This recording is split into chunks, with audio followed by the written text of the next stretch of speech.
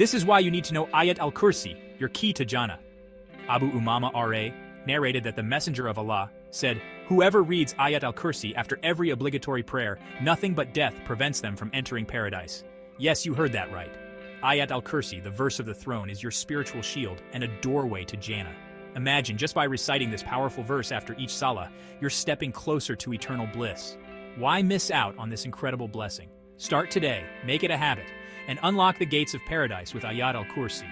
And remember, it's not just about recitation, it's about understanding and reflecting on its meaning. Let Ayat al-Kursi be your guide, your protector, and your ticket to Jannah. So what are you waiting for? Embrace the power of Ayat al-Kursi and step into a life of divine protection and endless rewards. Don't just dream of paradise, make it your reality. Subscribe for more inspirational content.